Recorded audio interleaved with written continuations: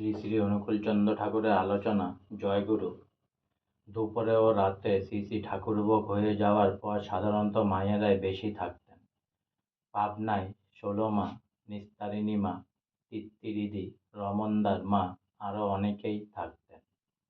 খাওয়া দাওয়া, ঝগড়াঝাটি, চুলোচুলি, মারামারি, মায়াদের কুস্তি পর্যন্ত দয়ালের নিরাময় উপভোগ ব্যবস্থায় এসব চলত। তিনি একে অপরের পিছনে কৌশলে লাগিয়ে দিতেন। ওইসব দেখতে দেখতে শুনতে শুনতে ঘুমের ভাব এলে তখন শুতেন। মাঝে মধ্যে প্রবৃত্তি বাঁধনহারা হয়ে যেত, সেদিকে তীক্ষ্ণ দৃষ্টি ছিল শ্রী শ্রী বর্মার। অবস্থা যাতে কোনো ক্রমে শ্রী শ্রী ঠাকুরের মন খারাপ না হয়, শান্তি বিঘ্নিত না হয়, তার ব্যবস্থা তিনি করতেন।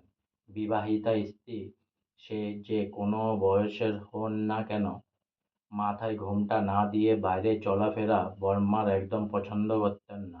তিনি নিজে সবসময় ঘোমটা দিতেন। আশ্রমের কারো সাধ্য ছিল না ঘোমটা ছাড়া বাইরে বেরানো। তার দৃষ্টি যতদূর যায় তার হাওতায় যে কেউ, সে যত বিশিষ্ট বা অশিষ্ট, তাকে সমীহ না করে যাওয়া সম্ভব ছিল না। তিনি মনে হয় চাইতেন মায়েরা এমন চলনে চলুক যাতে পুরুষ তাকে সম্ভব না করেই পারে না। আজকে আমার শ্রী শ্রী অনুকূলচন্দ্র ঠাকুরের আলোচনা এখানেই সমাপ্ত হলো। তাই অনেক অনেক সাবস্ক্রাইব করুন, অনেক অনেক লাইক করুন, অনেক অনেক ভালো থাকুন, সুস্থ থাকুন, আনন্দে থাকুন, হেল্প করতে থাকুন সবাইকে। আর সঙ্গে পুনরায় বলুন জয় গুরু।